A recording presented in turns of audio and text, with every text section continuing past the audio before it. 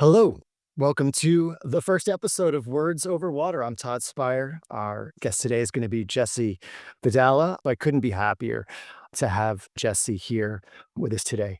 Jesse is the Trout Unlimited Northeast Engagement Coordinator. He is one of the few people who are paid for Trout Unlimited. He has a very coveted job in our world, and a very important one because he's helping to manage streamside projects and watershed management projects across the region in primarily New York, but I believe you dip your toe in a couple of other states at times. And the impetus for Trout Unlimited to start taking everything it's been learning for the last however many years in the projects that they've been conducting in the Western Catskills. I hear this sentiment echoed by a lot of people, which is that it's that the Eastern Catskills is getting a little bit of a bad rap, and there's a whole lot of reasons for that. Some of it we'll touch on tonight, but it's very politically charged as far as water management over here. So watershed conservation often takes a backseat. The model of Trout Unlimited breaks down here a little bit in that, normally Trout Unlimited is welcome to come in and do watershed projects, whereas because of the stakeholders that are here, we don't often get to do that. So Jesse's one of those people that gets to do that because Trout Unlimited gets to engage in projects here that not everybody can just sort of like pull up their bootstraps and engage in. So it's my absolute pleasure to talk about the state of the Esopus tonight with Jesse Vadala. Thank you, Todd. Much appreciated.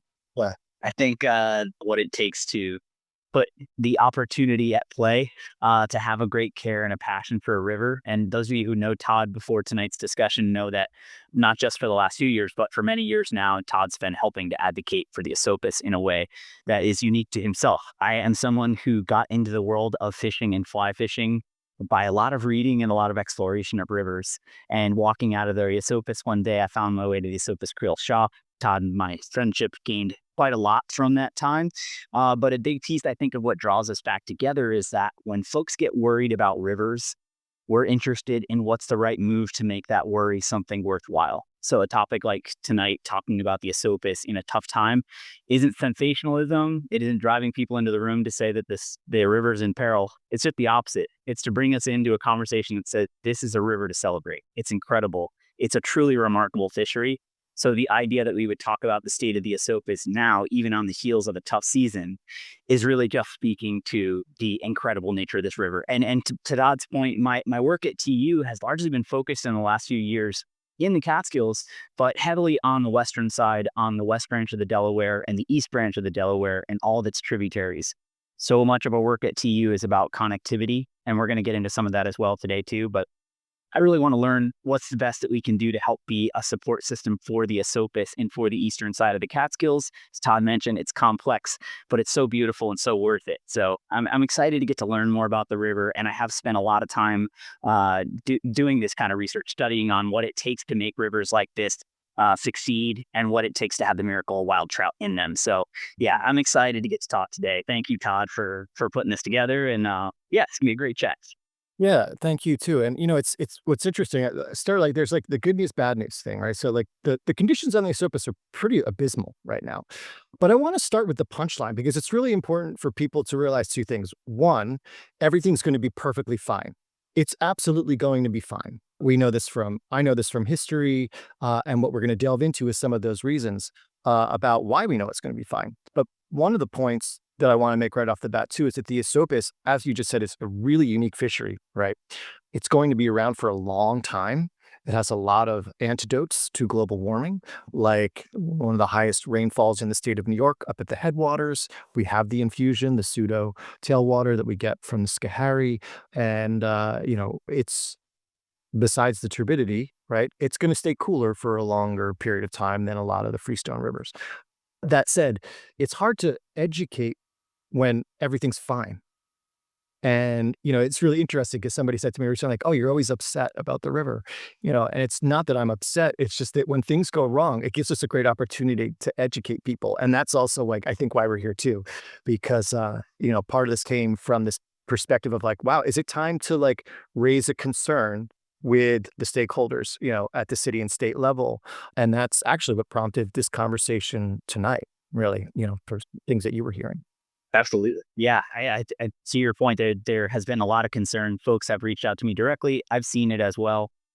Anytime you see a river running red, it's easy to think that we are at some sort of, foul play level. But I think that's what we're learning a lot about the system, and that we'll talk about today, the complexities of the reservoir itself and its turbidity, the clay basin, but also to the real impacts of climate change and the drought that we experience that needs to be drawn into that category and that one alone. That's what we're fighting the biggest battle with, is climate change. So. Do you want to talk to give people that might not know, what's happening, like just a quick overview of like what are the extreme conditions that we're experiencing right now on the Esopus?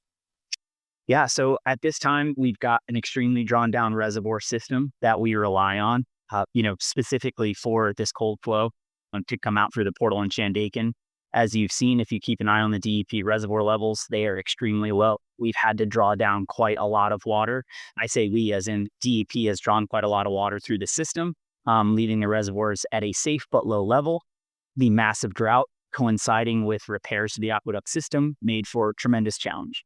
So I think what we're seeing today is a river running from a very low reservoir system, but it tells us an awful lot about how necessary it is to put water down into the Ashokan and to take care of the fish within the reservoir system, which I think we're going to get into pretty deep on. Right. Yeah, and what we're getting to is now that the Schoharie is being exhausted, right? So why is the Esopus sort of more red than you've ever seen it before? Is because the Schoharie is now below 5%. It might even be below 4% now. 4.8 last I checked. So what we're getting is literally the dregs at the bottom of the Schoharie, right? So imagine the Schoharie is what, 70 million gallons, right? 17 billion. Sorry, 7. 17 million. Not billion.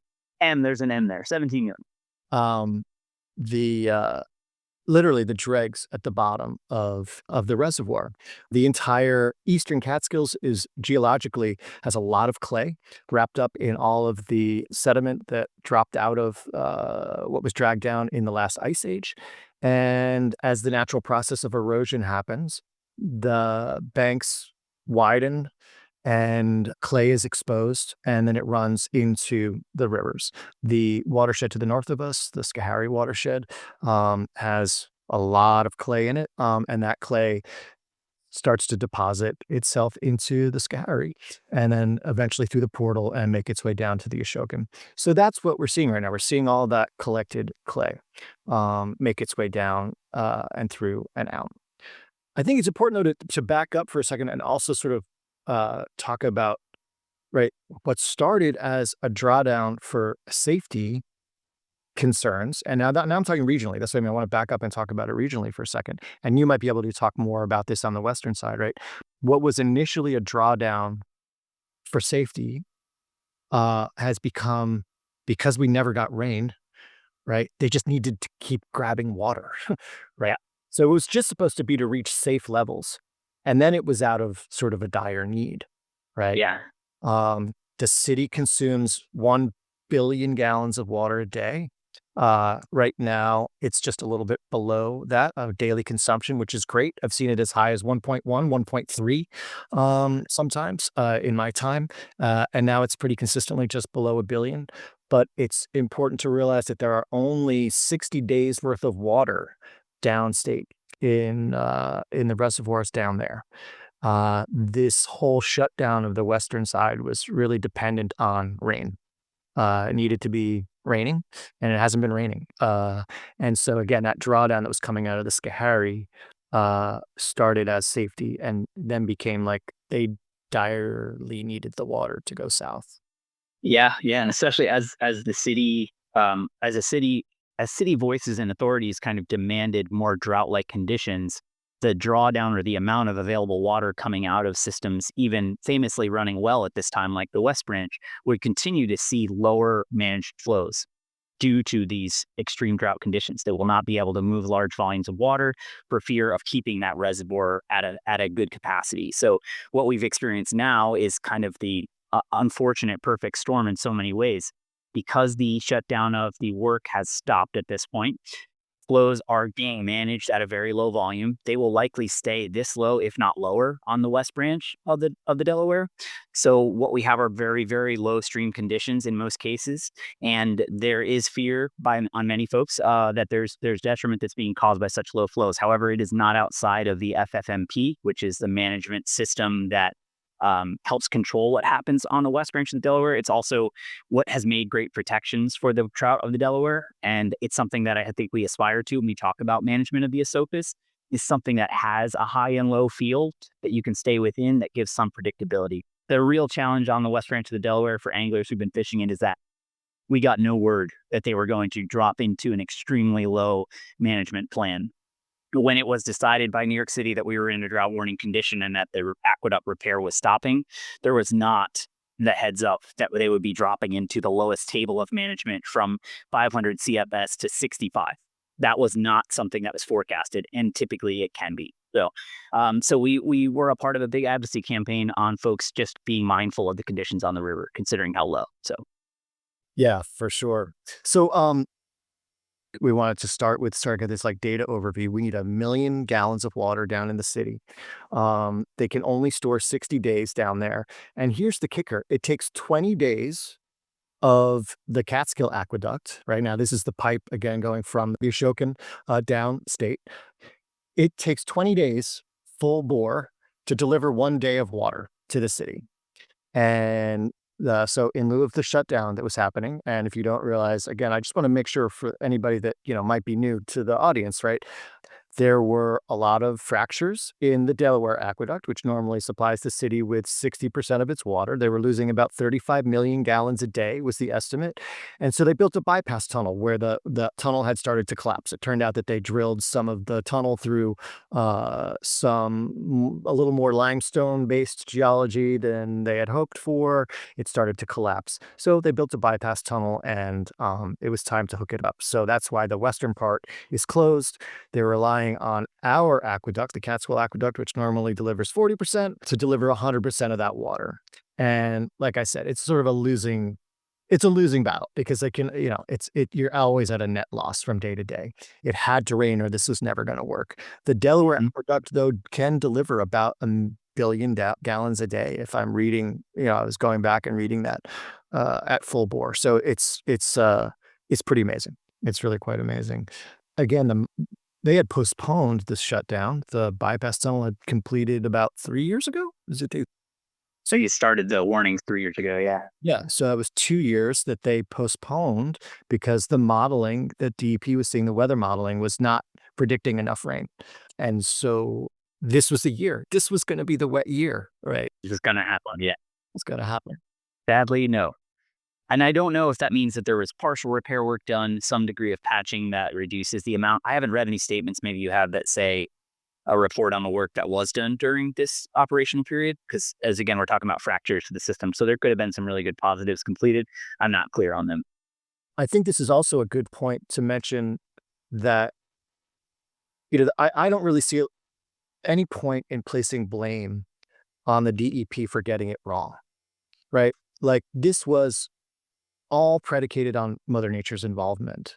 And I think it's really important that and I mean, this is my opinion, and people can differ, and then we're always gonna have differing opinions, but there's really nothing that DEP could have done, right? They have sophisticated modeling. They boast the most sophisticated weather modeling on the planet, whether it is or it isn't. Like, they absolutely are doing their best. The modeling was doing its best. They were basing their decisions on weather modeling, and it just didn't happen, right? So this isn't a failure on the part of anybody, right? It's really just like, what's the best move going forward?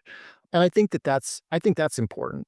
And the decisions to draw the Schoharie down as far as they have, and we'll get to that in a minute. Part of the purpose of having this conversation is to really just talk about all of the implications of what's happening, right?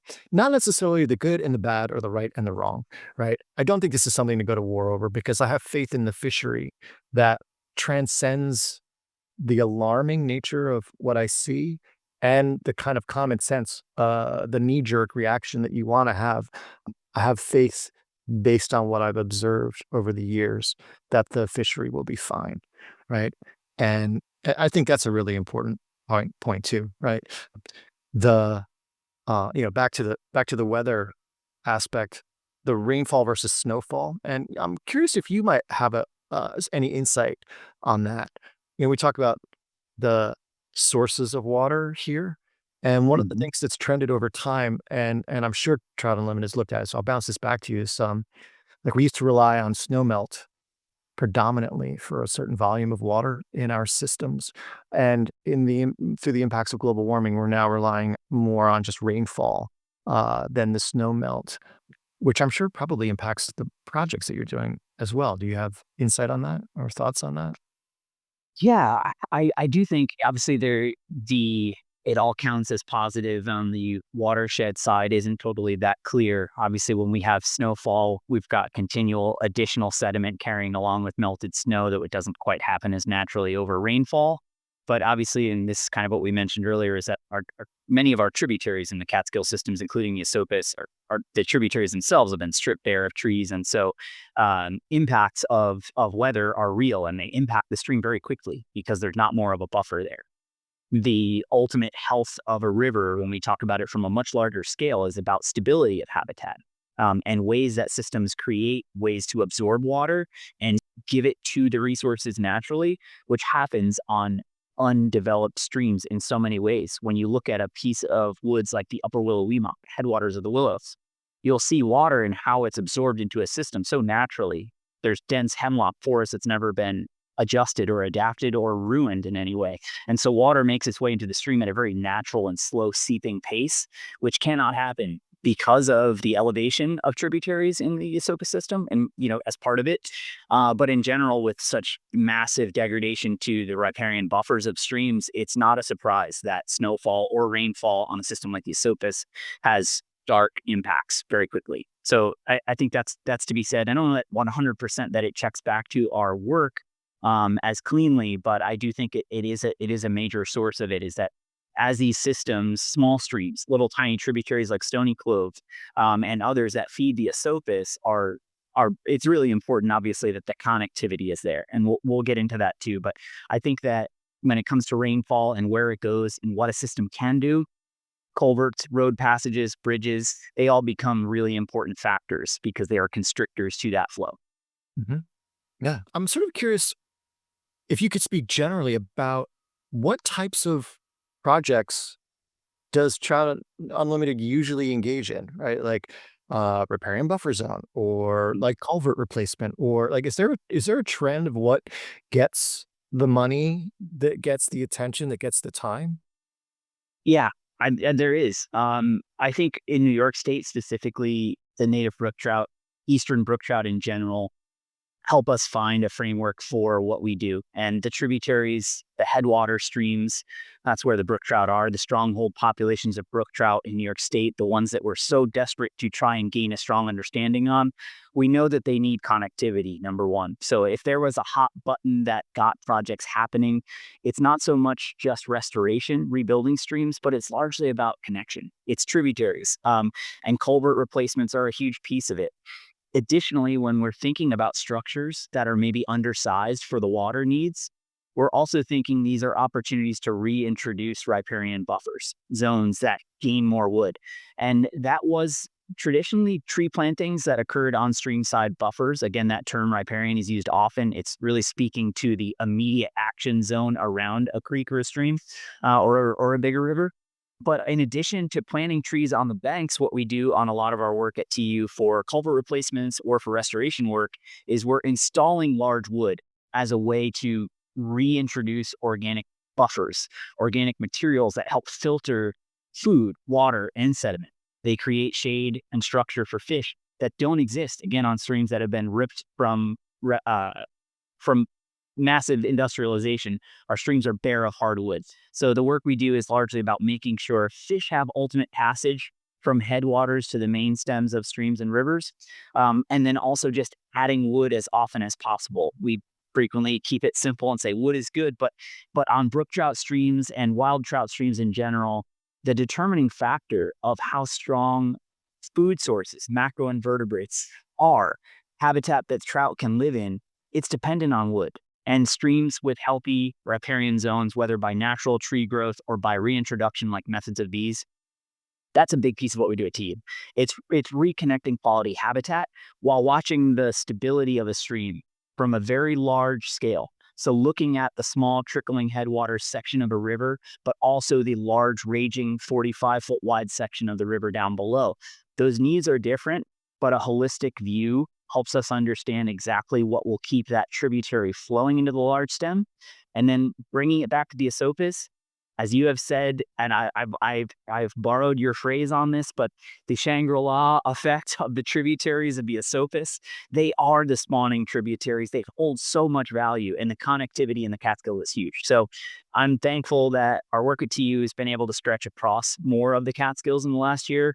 I helped support DEC on the West Kill, where we were doing more stabilization, and we've done recent culvert replacements there as well. So the work is starting to make its way over east, and I'm looking forward to it. And more replacements on the Batavia Kill, the East Branch side of the Batavia Kill, and a lot more to be done. So yeah, it's when we talk about the hot stuff that's working for TU at a national level and locally in New York, it's largely about connectivity at the first item. The area just above the portal then, like in the deepest part of the summer, right? So you've got cold headwaters that are releasing, make their way downstream, right? Those waters have traveled the longest distance, which means have had the longest amount of time to warm up before they meet with the influx of the portal. So from like a riparian buffer zone standpoint, and I'll like highlight this, right? That sort of like Fox Hollow, Peck area, that's one of the places that I would probably point to immediately on the main stem that should get the most amount of attention from a buffer zone standpoint, from potentially rechannelizing, right? Because once you hit the Love to see it. that's a pretty important the stretch basically from Route 28 going north, pretty hammered, right? Like really hard, but it's still narrow. And once it really starts to widen as it comes through, like where the Wayside Lodge is, that's an area I think that because you start to lose tree cover. Oh yeah, yeah. You mentioned Fox Hollow. Just up from Fox Hollow and that DEP parcel there. There's so that erosion on the banks there is so scary. I mean, it has to be rapid dropping trees. Season after season when you go there, you notice how much dramatic change has happened in that area. The Upper Esopus specifically, and not any of this again to point fingers. This is to say that because of elevation and because of large amounts of sediment there it is going to roll through and rip open an open bank. But when we talk about reinstalling healthy riparian buffers, folks like the Ashokan Stream Management Plan and Cornell and others that have been active to support the tributaries have said the same thing. Is that this is where we can take action. We can't do a lot more to restore other sections of the Esopus for obvious reasons, which we talked about, but we can work on other sections, upper and tributaries, which I hope to see more of. Do you guys I mean, it's funny, like, I just talked about, like, a wish list, but does Trout Unlimited have an idea of areas that it wants to look at specifically yet in the Eastern Ca So in terms of the Eastern Catskills, and a lot of the credit I'll give to Steve Swenson at DEC, who we partner with directly. He's local to our area. He cares very deeply about the Catskill systems. Westkill is like his real baby. So he spent a lot of time there the last few years working on that stream. And we've talked about the Upper Esopus as well. Working with cohesively partnering with DEC, I think helps a lot to think about strategies in that way. So the work we're doing at TU is very much hand in glove with DEC for any types of available permits to work on projects like these. So really we have to kind of start with assessment and then think about what a long-term goal might be. And I don't think that we're at a point where we're intimidated by DEP ownership on land as from a TU perspective, just the opposite. It seems like we know enough about the protocols or what are needed in order to establish healthy riparian improvements. And when there's opportunities to not have a larger impact on the stream by bringing in equipment and creating better structure for filtration and for slowing down sediment, I think we will. I think you'll see it happen on the Esopus, on the Upper Esopus. I think you will see it. I'm speaking that just positively on the gain we've made across the Catskills in the last 3 years, not because I have like a foretold knowledge of where on the Upper Esopus we'd work, but we start all this work the same way. And I think the cool part for folks who are on this call is that everything is data driven. It's all about collecting information on a watershed. Thankfully, the Esopus has been studied for so long for wild fish, for really I have a tremendous depth of knowledge. A lot of great things about the Esopus, tons of public fishing rights and lots of data. It's been studied for wild fish for a long time. So I think that the proof of why our work is necessary in the Upper Esopus is clear. We have the ability to help impact and support a system that's dealing with heavy sediment loads in the Catskills. We've been doing it well. So I think we'll continue to try and bring those strategies over our to our side. And right now, I mean, I think of our main role is helping support folks like the Catskill Mountains chapter, the Shokin chapter, who have been really heavily stewarding the river for many years. I always want to make sure they feel supported and they bring on new active stewards, like some folks are on this call. But also, I think there is a real possibility that we'll be talking about TU work to help improve the Upper Esopus in the future. Mhm. And follow-up question on that is, it's your work is likely going to be in smaller area it's size-wise, right? On tributaries, smaller stretches, width-wise of the river, is that correct? Correct. Yep. Yeah, I think we have the strongest impacts there. Folks that I really look up to who have helped kind of shape my understanding of rivers and what we do. Ed Van Putt is quite literally the person who wrote the book on trout fishing in the Catskills, right? But his knowledge goes far, far beyond that. When I sat down and talked to Ed, and most of you know who Ed is, but for those who don't, again, beyond writing about the Catskills, he worked for DEC for 30 plus years, established all the public fishing rights that we all love on the Willowemoc and the Beaver Kill, a lot of the Esopus as well, Ed was involved in. So when I talked to Ed about what could people do, hey, we all care about a river. What would I do? I just work at TU or I just know a bunch of TU volunteers. What can we do? When I asked Ed that at Summerfest at the museum a couple years ago, he said tributaries being open is the thing that people could do. People could be a part of manually checking on local tributaries, streams to their rivers that they love, and looking for impairments, looking for things that look out of place, big, large settlements of rock and stone and wood that might have settled into a junction underneath a bridge that wasn't there last season. If possible, identifying those things and then getting them opened up has a real impact. Ed was telling me how they used to do it with crowbars and chainsaws on Bennett Brook, a tributary of the Beaverkill, and he could see fish swimming past his boots in late October while they were opening up the tributary.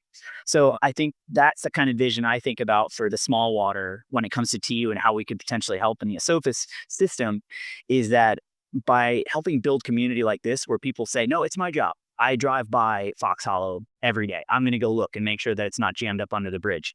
And if it is, I'm just going to call DEC and I'll call Ed Rowley or one of the other DEC fisheries tech and say, hey, I think this tributary is jammed up. Is there anything we can do? That's the kind of thing that I think was really happening in Ed's time. And I think he helped bring a lot of people into that idea. I hope to be a part of that too, that says you are responsible too. You have a choice. Go take a look before spawning season. So this is one of the questions I said, I've got a couple of curveballs, and now so I'm gonna want your opinion cold, and I'm not gonna use any names on this. So, Okay. doing the, red survey with Catskill Mountain chapter, and went back to a spot that I keep going to. It's up in the headwaters, not too far up, but it's up. Go with my son, Sydney, every year, and so we came across a beaver dam, 2 beaver dams, one upstream and one downstream of its house. And, the upstream one was pretty serious. It was about 4 plus feet deep, probably about waist high. Fish passage completely blocked above and below. And, sent the flag up and sent around some photos and the whole thing. And the state's position was that they didn't see any need to intervene. And here's what's interesting, right? And this is where it's like debatable, right? Because we all have different opinions. The reason being is that the location was right around the place that they had found that the browns are trickling out and the brook trout start to come in, right? So it's right on that. And I know that this is something that Trout Unlimited has been studying. I believe that was part of your study on the Willowemoc this summer, but last summer, maybe continued this summer. And so this is a really massive dam. I think the upstream side will probably survive for a while. The downstream side might blow out a little bit, but still, it's around the bend, the first large pool below this beaver dam. What do you think I saw? A lot of trout, a lot of trout. And they were young, but they were spawning age. These weren't giant trout, but these were young. I won't say anything beyond that, but I would say 40 to 53-year-old trout, first year spawners. So that, but let's talk about this for a second. 'Cause we hadn't talked about it, so be fresh, right? So here, and so people like there's two sides to this, right? Impeding fish passage of the browns into your area that we want to protect, where we know that there are brook trout. But then there's the fact that the trout need spawn. And in low water that we have in the drought, there's nowhere for them to do it. So where do you go, right? Do you bust it, Yes. or is the benefit of keeping these two species a little bit more separate outweigh the need for space to spawn? And that's literally, I think, what it comes down to. So So what's your hip check on hearing that? 100%. I love the topic too. And one of my colleagues, Kyle Glenn, who works out in Buffalo, he's been studying headwater streams, specifically beaver activity related to brook trout in the South Moose. So if you're familiar with the Adirondacks and your old forges, the inlet area as we're heading into the western side of the big deep Adirondack woods, the South Moose Plains is a big, huge, complex wetland system full of brook trout. It's also full of beavers. There's beaver dams of all sizes and shapes all over that system, but it's flush with brook trout. And a lot of what we're finding on streams and rivers from Western New York across is that beaver dams, specifically near headwaters, are often creating an ability to slowly move big deposits of cold water. And you alluded to this earlier, talking about the upper section of the Esopus and how it slowly gives its water out. Those beaver dams really do that at a large scale, and they create depth for habitat that is a higher value, I think, than a negative, right? So I think that more often than not, the general idea is that beaver dams will create such a high level of increase for depth and for habitat for trout that the removal of them, especially close to the headwaters of the stream, seems complex enough to not want to move it. The wood, as we know, has its big value. I just talked about that part. But I really think when it comes to headwater streams where there's beaver activity, what we might be finding is that there's beaver dam A here and beaver dam B here. And what this is doing now is creating a longer expanse of cold water. So that cold water is now seeping down in, reaching into soft soil underneath, and it's continuing to lower the temperature grade down below.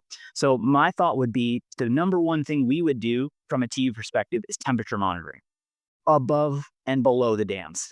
That really tells us a lot about what's happening. Burying some temperature loggers deep in and letting it run all through the summer up and down a watershed. As you mentioned, the Willow-Weemock, that was 100% the goal. We wanted to study temperature at the worst time of the season. How bad does it really get in the Willow-Weemock? On the upside, the Willow-Weemock's beautiful. It doesn't really get all that hot. It's great. And it's full of wild trout for that reason. We studied it all the way down through the main stem in town. We did find 1 or 2 point sources where there's warmer water. We want to work on that. But for the most part, a stream like the Willow-Weemock has, incredibly dense, rich habitat at the headwaters. The Esopus is no different. I think beaver activity, I think wood, we're going to learn more about. We're studying it from a temperature basis and then also going back in the DEC and doing electroshock surveys around these reaches to better understand how many fish and in what capacity are holding in and around those pools. Yeah. Do we have any insight about what is the threshold? Like you talked about studying temperature, but and I know that some studies are being done here in my neck of the woods on the upper stretches of the Westkill too. And it's a concern of it's so beautifully a concern that's embodied by all of the streamside landowners through the Westkill Valley too. Yeah. This concern about the browns making their way up into the brook trout. Now, to be clear, the brown population that's here is 100% stocked, right? So having stocked trout make their way further upstream into that native brook trout territory is potentially very, very bad. Yeah. On the Esopus, it's a little bit different. There's a lot more space for one. Mhm. So you now have, you've got some older strain browns that have been around for a long time. And, I don't really have a thought so much as that, you've now got wild trout pushing up against wild trout that are coming of different species. But back to the question, do we have any indication that we know what is the trigger for where that line happens? Because I believe that's one of the things we're trying to study. Why do we know what causes that line? Yeah. I love that question, and I'll say that it exists on multiple watersheds. I don't know that there's a finite answer. Ed Van Put is one of those. Again, I'll mention the Willowweemock because we talked about it specifically there, where that's the exact same occurrence. You have almost an invisible line, but all introduced fish in the willow just seem to disappear after a certain point. The habitat itself is what tells us what fish are there. And in studying it, we were able to see that, again, these maybe smaller, more shallow sections of the stream and river are not prime habitat for the brown trout versus the brook trout. Regardless of whether they're a hatchery brown trout or a wild brown trout, I think that larger, mature fish are seeking out different habitat than our brook trout. And so we are seeing them see a certain line, a change in the habitat, whether that's temperature driven or conditional beyond temperature, and they're heading back downriver. So it's continued to be a part of the studies on many streams where wild native fish or native fish and wild fish exist up high. In Connecticut, there's some pretty cool practice there where they have streams that have dams or impairments naturally, and they've started studying brook trout up above and taking all the brown trout and removing them from the upper sections and putting them down below barriers. It's happening all over the state of Connecticut. We hope to do more of it next year, using natural barriers to help separate fish for the increased habitat of native brook trout. That's a little bit forward for some folks, I think, the idea, but I say we, working with state conservation deep in Connecticut, DEC, and New York. They're electroshocking these fish anyway. If the concept is taking brown trout, moving them down below a big barrier where they continue to thrive and do great for the angler and themselves, it's a win for everybody. And the brook trout get less pressure, so they do well. I'd love to see something like that happen in our system. So when it comes to that challenge, that's what I think. It's like, oh man, where's the first barrier we could get all those brown trout down below? That'd be good for that'd be good for all of it. The art fish flicker, right? So I'm gonna go off on a tangent for a second, right? So the Yeah. idea is that we use AI to create a catapult that can identify when a warm water species is making its way upstream and it just gets thrown back down, right? This is not far off. There's already technology that's identifying fish by their spots. I think at this point, it would not be a problem for them to say browns down and trial. Yeah. I want to take a second too to because this is like this is a good teachable moment I see to talk about for people who are learning how all these interconnected systems act, right? Like that was not a put you on the spot question. That was like a have we identified it all? What is the marker, right? And so this is the kind of like a moment to point out, right? Like all these things that potentially go into what impacts trout behavior, right? We've got the temperature of the water, we have sediment, we've got the habitat, we've got potential food sources, right? Maybe browns prefer to eat one bug and it doesn't exist, right? There are so many parameters that we look at, and we tend to be, as human beings, we're very myopic, right? We even break a lot of these components of fisheries management and stream side projects into like even my question before, well, what's the thing that gets it? Right? Like, oh, it's connectivity, or is it like a lot of people will say like riparian buffer is really from a fish perspective should be the number one thing because it saves what you've got, right? Connectivity to me rings even more immediately about stormwater management than anything else, right? It is. Yeah. Right, 'cause at least that's where how the money comes in. When you say it's about stormwater management, it's easier to tie funds to getting the work done. And then when Trout Unlimited does these projects, and jump if I'm wrong, right? Then you bring in all those other things that we care about as anglers because we know they'll have positive impacts for the fishing, like dropping LWD, large woody debris, in, where it's appropriate. And because and something I know is sort of on our list to talk about in a little while, right? Like that there's so many parameters that go into this. And to finish the point I was gonna make, right? Like we are rarely engaged in acts that are looking at pictures fully, Hmm. right? In how we're approaching a particular problem. We're usually band-aiding one thing. There's one thing that gets that, right? And that's one of the beauties of the angling community, I think, is that as conservationists and as naturalists and as people who have eyes on the river at all times, it's a lot easier for us to, I think, take in all of those components simultaneously and come up with an idea of what we think is going on and know what you know. That's a big phrase in my life right now. Like, what do you know, right? We know. No inferences. Yeah. Um, because don't get too distracted by these things. Yeah. Might be happening in the immediate, you know. I totally agree. A lot of that resonates with me, and I think that something you said, which I'll just quickly touch on as to why maybe so much focus on the tributaries and the reconnection stuff.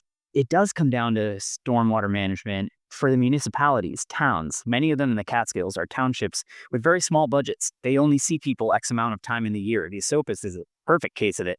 The angler creel surveys show that what is it, more than 50% of the anglers that visit the Esopus out of 8,000 in a year are not from Greene County. They're not from Ulster County. They're visiting.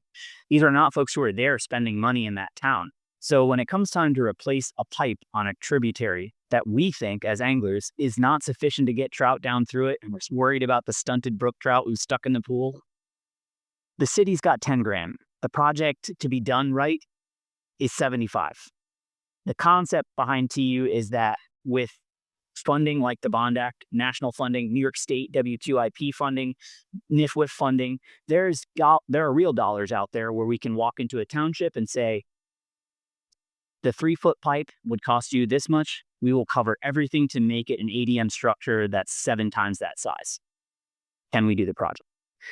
By doing so, it's a big win for the township. They trust us. They don't put a pipe in with a whole bunch of rocks around it that eventually blows out and makes a new jam. So I think that we establish trust by doing these types of projects and helping towns. We're an actual union to help them get to better work. Not saying, hey, every time the town of Shandaken does a pipe, they just put a ton of bluestone rock on top of a plastic pipe and they think it's done. That's the kind of solutions we can help fix. So again, that's why I think it's really important. Right. I'm going to bring up a point to something that I experienced a couple months ago, and I bit my tongue. It's not. I didn't call the person out at all, but it's also a matter of like I want to say respect because it is about respect, but it's also about understanding that people's ideas about how these things get fixed, right? Like oh, just dredge it, no problem, right? Like these are all like it's old ways of thinking that worked, we thought they worked, right? And it's never too late to say over and over again, like a lot of the work that we are doing is because the techniques that we used in the past, which we thought were sound, actually compounded problems for watershed management, and we have to undo that. And part of that is undoing thinking.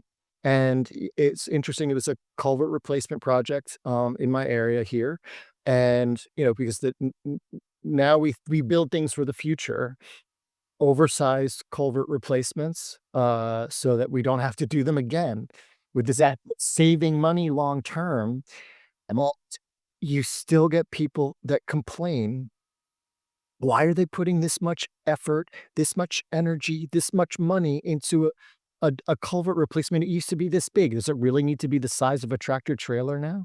And the one thing's funny is yes, the answer is actually yes. the answer is yes. Yep. But it's indicative of this idea too that what struck me about this person is that I got the sense that their position was that we were taking future jobs away. And it was very interesting, right? That like, look, contractors need to get hired every 5 years to fix things or whatever, right? And if you do it like this, like, well, of course, it's never gonna be fixed. It's out of work. Then don't you understand that the world operates in this like consistent need to be fixing things? And I don't know that for sure. I may have been projecting, but that was sort of the sense that I got. And it's like there's not really an argument against that, and especially, it's funny, Chet Karwatowski, who was the previous president of the, Ashoka Papaction chapter, used to say this all the time, it's like, "It's great sometimes it's great to know that you're right," you know? To just know that you're doing it the right way. And so, like, so that's an culvert replacement is a big one, and pinch points just in general, right? Like some of the reasons, for people that know the area locally, like why was the bridge replacement project in Mount Tremper on Route 28 that was completed about 2 years ago, like why was that so massive, right? Is because previously you had 2 pinch points that were created. So the bridges were rather than water going straight under the bridge, the abutments on either side were creating pinch points, and it's like a hose, right? That the bridges then become places that are gonna siphon and shoot the water, make it even faster, right? Speeding velocity. And that's the reason, right? All these projects now are intentionally much larger to future-proof us, right? We've got a lot to deal with on our tributaries. So I think opening them to a wider, safer standpoint is certainly a good strategy. Okay, I feel like I have to ask you this, and forgive me if this drives us outside of the rain, but I gotta do it. So turbidity, right? And I want to ask you this question, Todd. So the start of tonight's discussion was me hearing from other folks and myself looking at the river saying, it's running rich red. It's scary to me. I want to understand what it was like for you post Irene, looking at a river raging after a storm, conditions that are terrifying. Again, when we talk about the Red River right now, the things that were running through my mind when you and I first started talking, and the things that my friends were asking me about was, this is spawning season. There's tons of sediment coming down. That's going to fall right on top of eggs and choke out the eggs, right? That's what I read, is that the alevins won't survive because they're just covered in mud. Or there's all these concerns about what are the trout going to do. So I got to ask you, you've ridden through this before. You were there post Irene. Talk to me about somebody who's a new angler who's looking at Red River right now to the Esopus and said, I'm worried about trout next year. So there's the quick version is, right, like, I saw turbidity that lasted for, like, 2 years. The river was it was just so dark for so long. Um, and I mentioned this to you briefly, the other day. I didn't throw a dry fly on the Esopus for that first year after Irene, the following season, not once. Now, part of it was I was forcing myself to learn subsurface techniques because of the situation, right? But the rising trout just didn't come. But the trout were there. The fishing was fantastic. Absolutely amazing. I caught tons of huge fish the first year after Irene, but I was going down to get them. The memory that I have that I'll never forget was the last day of the season. I fished the last day of the season that year, so we're talking, right, 2012, and I got up on a rock, a big rock, exposed rock in the middle of the river, and after I was done with fishing that day, it started to snow, and it was really this beautiful, cold fall day, and the snow is coming down, and I just got up on that rock and I lengthened out my leader a bit because I'd been nymphing. I tied on a dry and not even casting at a spot on the river. I just spent like 10 minutes just trying to cast as long as possibly could, right? Just because I was like, oh, I really miss actually casting. Feels so good. And I just stood out in that. It was just it's such a beautiful memory, right? And also heartbreaking because I remember this is the first time that I tied a dry on for an entire season. And it wasn't to even try to catch a trout. It was just for the beauty of the cast and because I missed it. And I was ready to hang up the gear for the season. This is obviously before we had 365. So yeah, it has in that case too, one important difference here is that we opened up a lot of clay banks then, right? It was not a point-sourced turbidity situation like we have right now, right? In fact, if you go through, the documentation and, Danny Davis talks about this too, right? That, a lot, when they're talking, the portal is not the primary normally, the portal is not the primary source of turbidity on the Esopus. There's lots of natural sources, but this is a situation right now where it is the portal, and when that resolves, the turbidity should return to normal fairly quickly relative to Irene, right? That doesn't mean it's gonna be fine tomorrow, but relative to Mhm. Irene, this is gonna move through sort of quickly, and we have some Are there any advantages? Sorry, I cut you off thinking you were going to hold that. As if they are there any advantages you'd say from a draining down perspective, from a what this means for next year? Maybe you could talk me through what might be the highlights of it. the concern about the sediment falling on eggs is real, which is true, right? It's real, yeah. But then there's like this a funny irony to it, right? Because even in some of the emails that were getting bounced around, it's just like, I'm walking around and I don't see any reds, right? So what eggs are you talking about that you think are going to get covered, right? If it's a bad spawning year, what's really happening, right? So that's sort of an interesting thing. Here's what happens. The f the biggest negative to me, and what's interesting here too, is that now that there are so many rainbow trout in the system since the browns just keep getting hammered, so many of the last 5 years since we went wild, right? The browns get hammered. So the browns are at a great disadvantage. Not that they're dying or that it's not dire, right? But it's the fact that the browns spawning time is getting hit year after year after year has some long-term effects. The presence of the reservoir, though, is the antidote to that in a way, right? The fish drop down. That's the answer to like a lot of these questions. The fish just drop down. They go to the reservoir. It's been there for 100 years more, obviously, right? They're learning behavior. They're following the behavior of other trip fish that have been doing it, right? You have all this overlap, and they will find safety downstream. And that's what has been happening on the Esopus for a very, very long time. The concerns about fish populations on the Esopus are usually coinciding with large events like Irene, like previous storms. The immediate science, because we rely, in my opinion, too heavily on electroshocking, which I'm not a huge fan of, but that's I know. I think when you're trying to get an overall vision of stream health, as like the Rajan system and like you're trying to look at a little bit of everything, it's really great. But as a marker over time, where you say, like, I'm going to go, poke the baby in the same exact spot at the same exact time year after year. And if you think that animals aren't smart enough to start to learn your rhythms and just move out of a spot, I think that that's foolish. I think that's giving the species too little intelligence, right? So really the data is only so complete, I guess, is really to your point, is that it's not really an affirmative survey. And so there's got to be other ways to try it, right? It's not really complete until, yeah.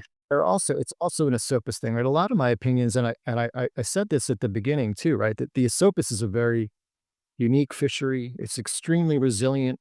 Things like letting rivers go wild, that's not a solution in all rivers. And it's really important that people recognize how beautifully unique the tailwaters of the Catskills are, all of them, right?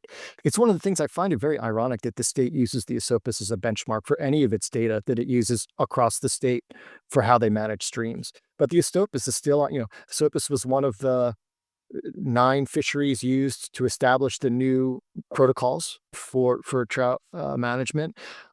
It's continually used and observed for data that they're using, and there's so many variables on this extremely unique fishery that I don't think of the Esopus as particularly indicative of streams in general. It's too And unique. no, I don't think it is really. I think if anything, it's all of its own. It's not even comparable to some of the other Catskill systems in that way that have reservoirs. It runs totally different. So yeah, what makes it unique? Yeah, back to your question about turbidity. Accumulations of turbidity in fish gills and stuff like that. Yes, it happens. It's a concern, but it's also still I'm not trying to, like, turn a deaf ear so much as, like, we still don't have really any data that says turbidity is bad and has this specific physiological impact on the trout.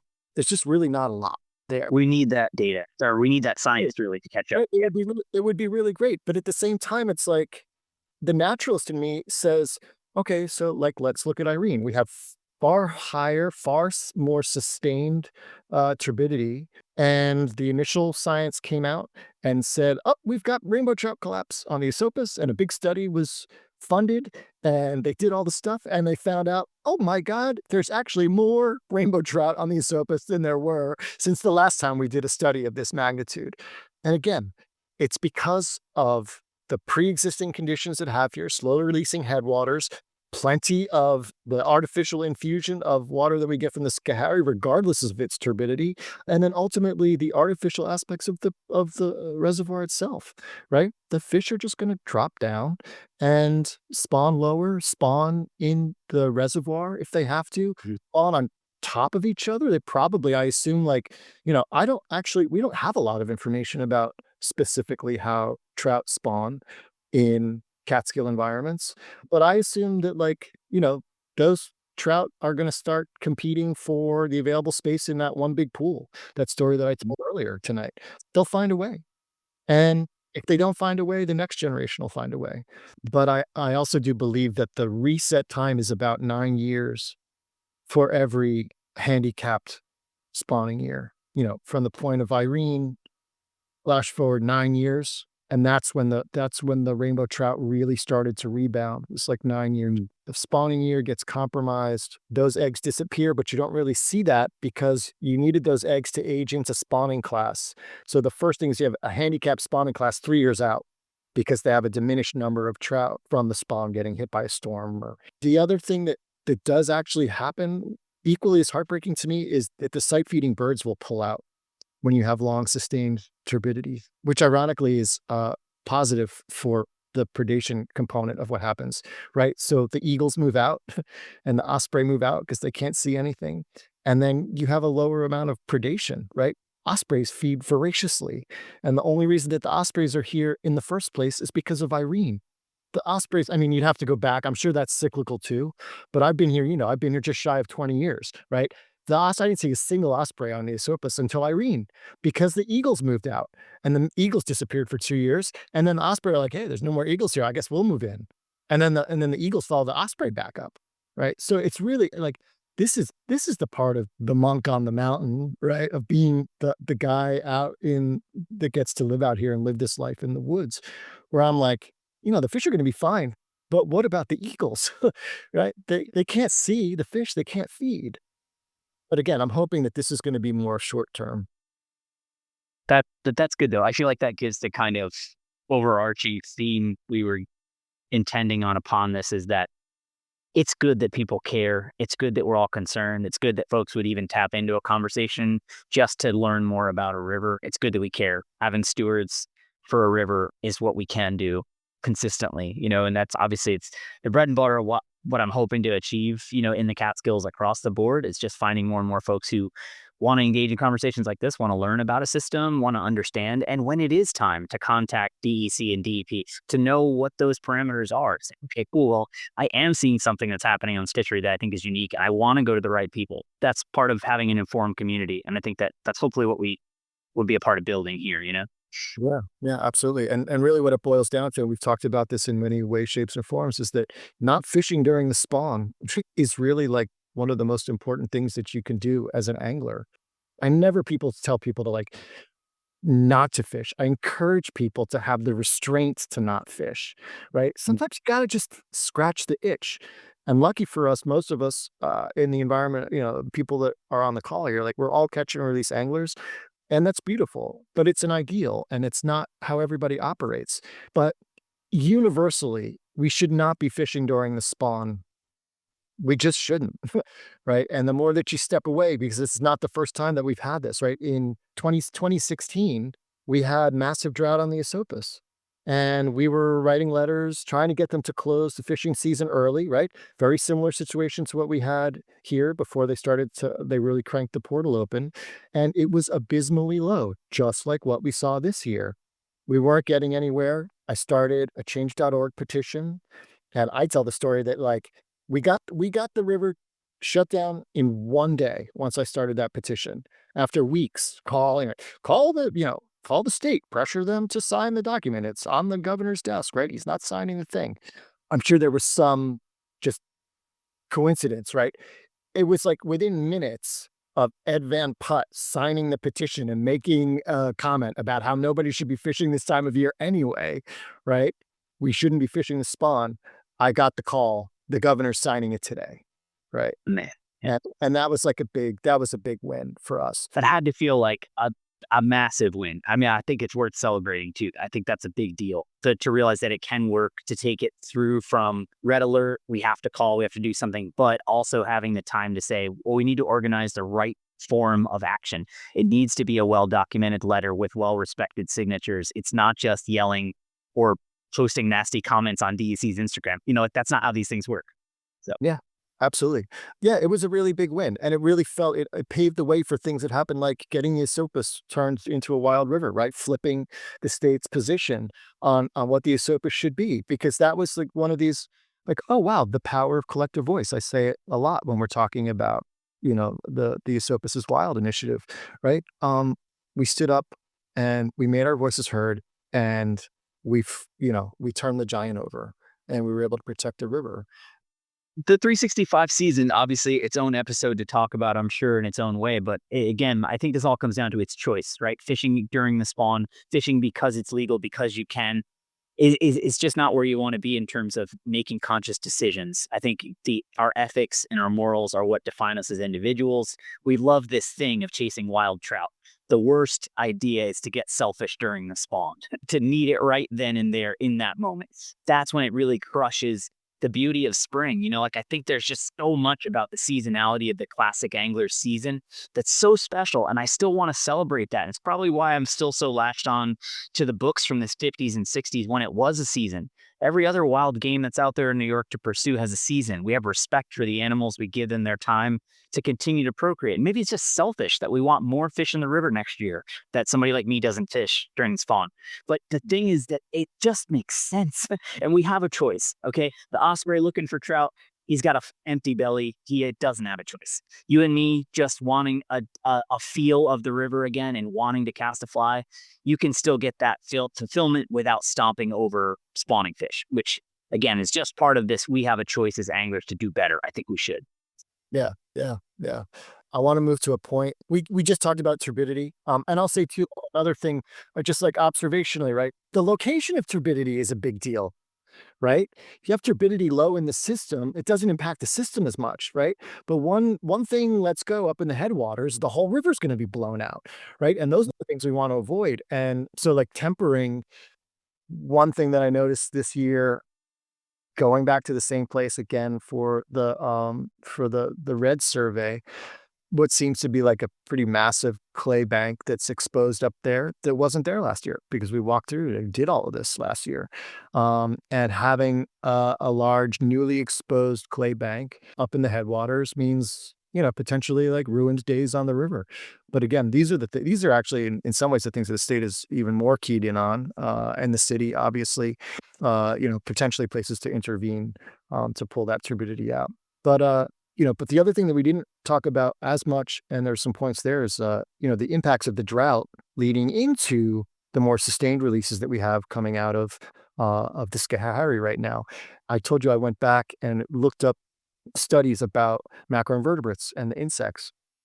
And what was really interesting, a lot of the studies of like when they're looking at survival rates for macroinvertebrates in drought conditions. Again, similar to what I said before, looking at all these different parameters, to study about the behavior of the insects.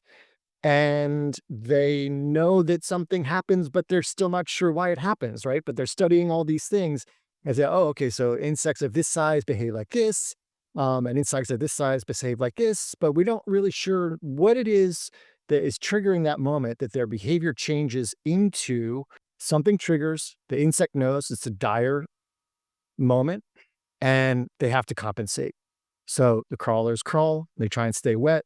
The increased feeding happens is one of the things that they notice, right? But then ultimately to this idea that came to me, which is like macroinvertebrates are as old as the dinosaurs. So I looked it up, right? And macroinvertebrates are literally about 4 to 500 million years old. Put that in perspective, trout are 15 to 20 million years old, and Homo sapiens are only 200,000 years old, right? Which is to say that, because that's another really absolutely valid point. In extreme drought conditions, macroinvertebrates are going to suffer big deal, right? Because they're just going to die, right? They're not all crawlers. They're not able to attain. Many of them are buried under rocks. They're not moving. Yeah. Some of them do go deep. So the burrowers can actually go deep and stay safe a little bit longer. So that's important to know too. So if all they need to do is get down a little bit and still a little bit wet, right, you have survival rate. But the point that I think I really want to make here is that, and especially in reading in these studies, that not knowing what it is that's triggering the survival mechanisms in the insects is that these insects have had hundreds of millions of years to develop tactics for surviving extreme conditions that they've experienced time and time and time and time again. And we only know trout and we only know macroinvertebrates and we only know climate in this narrow period of time that we've been studying it. So all of the natural processes, all of the ecosystems have a life to themselves. And they've got tactics we've never even been witness to survive these types of events. And Yeah. another reason why the trout are gonna be just fine. They got millions of years of being just fine after hard seasons. Yeah. And it doesn't matter where you go and fish for trout in the world, we are still bound by the rules that we know about the animal. They don't like motion over their heads, right? They are programmed to avoid avian predation no matter where they are. And it doesn't even matter if there's not a single surface piercing bird in the environment where that particular trout lives in whatever river somewhere else, right? You still move like they are. It's like, but they still act as if they're going to get eaten by birds that Yeah. aren't even there. That's genetic programming that's existed for, what was it, like tens of millions of years in them, and it's never gonna go away, and that means that there are survival mechanisms that have gone through periods of extreme drought, extreme high water, cold temperatures, warm temperatures, right? Tens of millions of years that they've been able to develop skills to survive situations like this. When you have a fishery like the Esopus that has natural antidotes to the effects of global warming, and that's another important qualifier as well. Those techniques won't they doesn't make a trout survive water that they simply can't breathe in because that river can no longer sustain low temps, period, right? That's not what I'm talking about. We're talking about Esopus trout, and we're talking about a trout fishery that will it is a perfect nursery. So even if it takes 9 years for the rebound, it's always gonna happen, right? And we have 3 trout species here too, right? Which is ultimately gonna help the entire fishery. That the browns and the rainbows are gonna ebb and flow in the way that they keep themselves alive. And the longer that we don't stock this river, we know that that line of the wild brookies coming is they're making their way downstream, you know?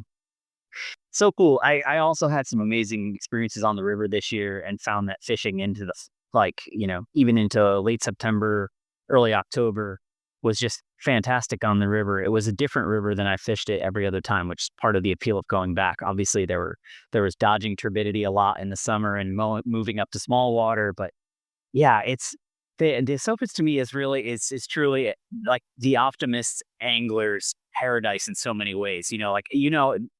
How dry or die I am in so many contexts. I just love the traditional components of fishing a dry fly. So I love fishing the Esopus for a lot of reasons. And I always tell people it's a great place to practice your dry fly game for a lot of reasons. But the ability to fish a dry fly on fast water to rainbow trout that are feeding, nose up in fast water of all size classes can happen all over the Esopus. It's unlike a lot of other rivers where you can just absolutely tease and entice a trout whose nose is in the top of the riffle. He's not rising to eat bugs. There's no mayflies coming down, but a really tantalizing drift puts a fish in the net. That's something that happens on the Esopus all the time. So for what it may seem, I think it's about the angler that goes there season in, season out, not knowing for sure if it's going to be perfect conditions for what they remember it last June, but it's the angler that goes there in spite of not knowing that I think makes it really special. It's one of the reasons why I always celebrate it. And I go out there and I fish the dry fly in really unsuspecting circumstances and I catch fat trout doing it. I love doing it. And I love pushing people onto that game because it's fun. And I can spend all the rest of this winter just excited about my return back there. So, this conversation has certainly helped spark some of that too. I can't wait to get back out there when it's right. I'm a big fan, the term river gazing is a term I use winter, and I think it's really important to go and visit rivers and spend the contemplative time for all the like that. For all the trips that you go out and you're done at the end of the day and you're like, "Oh my god, I didn't stop for a single second." Right? We've all done that. We've all had those days. "Wow, I didn't even stop to admire. I just fished." I'm so Yep. I think river gazing is a form of worship of this thing that we love. And That's cool. I like that. I think it's really important to go to the river without a rod. It's so beautifully liberating to go put your waders on and go through the whole process and not even have a rod in your hand. It's really interesting change to the dance, to the costuming, to the act of being in the river, and it makes you feel really good, and I think that act of river gazing is an important component of being a well-rounded angler. It's the end of the complete angler too. If you remember when you read it, because you probably read it when you first started, or if you haven't, go visit it, right? Walton was a priest, and he states at somewhere near the end of that book that the goal of the angler is to eventually be able to visit the river and receive the same beautiful gifts as you normally do when a trout is attached to the end of your rod. That's the goal, right? So these moments that we spend in worship of it in the off season are important. They're important to our mental health and to having a holistic relationship with the river. All of that. Thanks. I wanna backtrack. I'm gonna put you on the spot for a second. Please. Please tell a story. I know you brought your father to fish, Esopus, when in that great spot, right? Like, when it started to cool down, it's probably about September.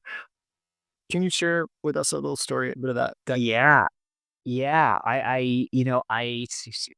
I struggled, with the loss of my mom due to cancer a few years ago. I've struggled to get my dad back out to places that we used to fish together. And the Esopus is the first place that I remember it was my turn to help teach my mom to cast a fly rod because my dad felt it wasn't delicate or gentle enough to do it.